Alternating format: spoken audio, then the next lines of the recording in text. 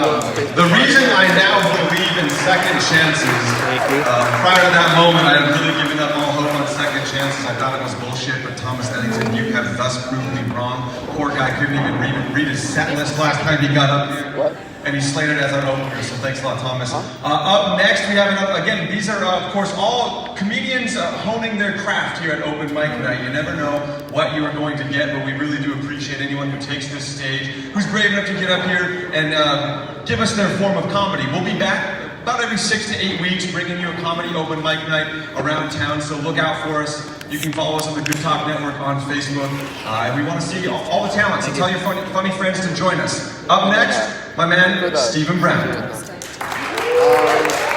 I'm on the board. Okay, thank you.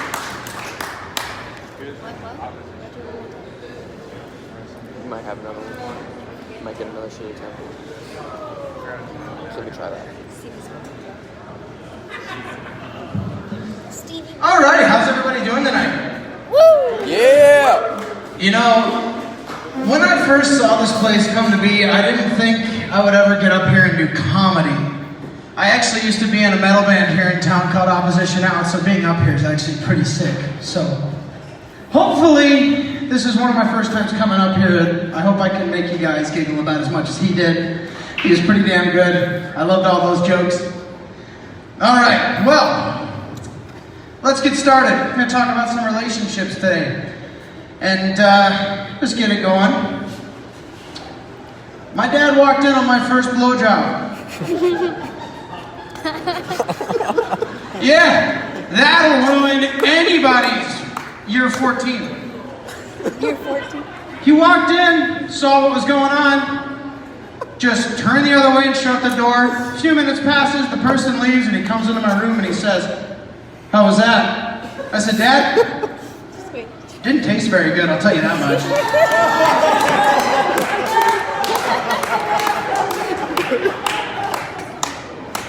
Yes, one. Tony told me. But, like I said, today's gonna be about relationships, and I feel like everybody's had a few terrible relationships, but I feel like you shouldn't have all of your relationships go down the drain. Like, I have not had a good one. And here's a couple of situations. So, my first girlfriend when I was 14 years old was prone to seizures. And she told me, if I ever start seizing, you can leave me there. I don't care, I'll be fine, just make sure my head's propped up. So I'm like, okay, whatever. Well, the time comes, her and I are talking and watching a movie, and all of a sudden she starts shaking, and she fell off my couch. Most people would be like, "Oh my God, let me help you." Not me. I got up, and I walked my ass into my bedroom and took a 20-minute nap. Next thing I know, she comes into the room. I'm thinking, oh God, she's probably gonna be pissed at me. She goes, "See, I told you this happened." But that's not the real joke here. She referred to semen as grape juice. God, no. I swear to God. One time, her and I are making out with each other. There's a lot of making out in this story, so sorry. But while we were making out, she looked me dead in the face and she said, "Ooh, give me that grape juice, Daddy." Now tell me, when in the fuck is that an acceptable line to say to anybody when you're not older than 5 trying to get juice from your dad at 5 in the morning? Like, seriously. Come the fuck on. Well, that's the end of that one. Safe to say that relationship didn't work out, but this one, I feel like it's gonna get progressively worse. I dated a girl with borderline personality disorder. If you've seen the movie Split, it had nothing compared to that fucking movie. This girl didn't have personality. She had pets and demons.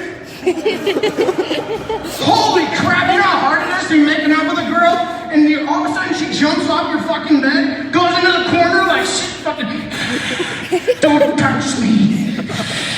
I should have broke up with her, but I stayed with her for 1.5 years. Don't know why I did. Because towards the end, I'm thinking to myself, why the fuck am I still with this crazy person? And you know why? It's because I felt like I wasn't gonna get anything else.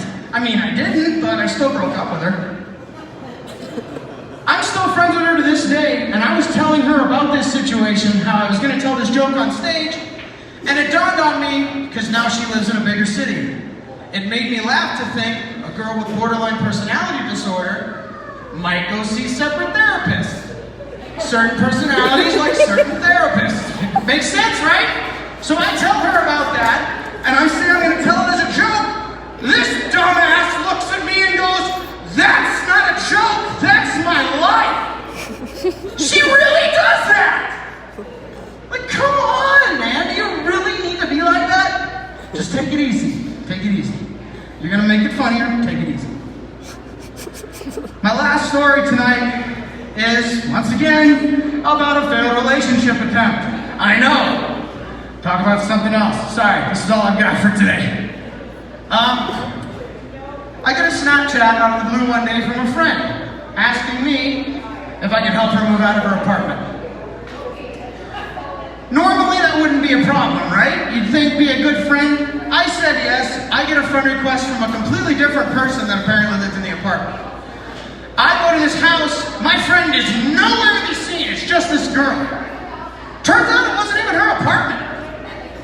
She was from Fargo, her name was on the lease, and some meth heads owned the fucking place. There was garbage lining every floor inside this place, like all over. And I helped her because I'm a good person. And when I was helping her, she said she was gonna buy food. So, whatever, she can buy food all she wants, I don't really give a shit. The worst part of it all was the only TV she had, because she wanted to watch movies, was in her bedroom. And now I think you all know where this is going. It didn't go there, but it could have.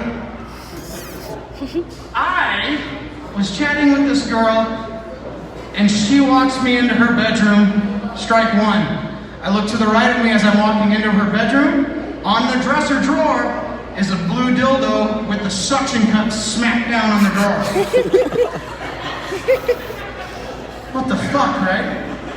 I look at this girl and I say, "Hey, could you tell me what's going on here?" And she says, "Oh my God, I can't believe you saw that! I want to die!" And I'm like, "It's fine. You act like I've never seen a dildo before. I have a dick, it's a dick, it's a dick." Makes sense. So, she goes to flop onto her bed and I start to notice more shit. She had 2 twin-size bed frames holding up a full-size bed. And you know what that made me think?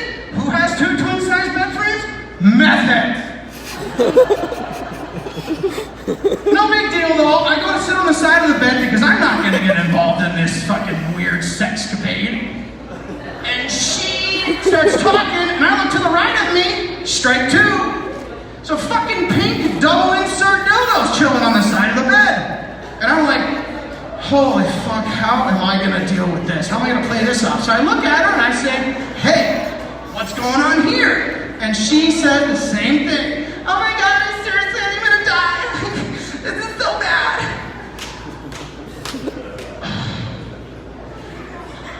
Once again, it's a dick. I've seen a dick. It's got an extra dick on it. It doesn't make sense. But that's not the worst part. That's the G Now, spot. remember how I told you she was from Fargo? We're rolling through Netflix, trying to find something to watch. Netflix and chill. Not this time. She's scrolling through and we get to this movie and this show called Beastars. If you've ever heard of the show Beastars, it is basically if you took the movie Zootopia and turned it into like furry porn. If you don't know what furry porn is, Google it and don't hit the images tab. Just read the definition. So, I told her that. And in the time it took for me to tell you, she looks at me and she goes, "Oh, you don't have a problem with furries, do you?" And I'm like, "What? You what the fuck now?" She goes into her closet, comes out like 3 minutes later with fucking pink paws, a collar around her neck, a pink butt plug with a pink tail on the end of it, and another collar in her other hand.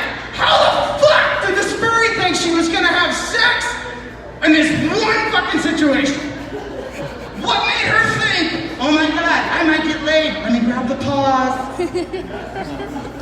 And then she let it on by saying this to me. She said, I would have brought the suit, but I left it at the seamstress. Kudos to a tailor who's willing to work on an animal fuck costume. Now, most people would just get the fuck out in that situation. I did not do what you think I did. Don't get ahead of me. I was looking for a way out. I needed to get the fuck out of there. So, it couldn't have happened any better. I forgot to set my alarm for AM. It was set for PM. So my phone starts going off, and I answered it, and I was like, Dad, what's up? And then I just left. Got the fuck out of there. All right, well, thank you all so much for listening to me talk.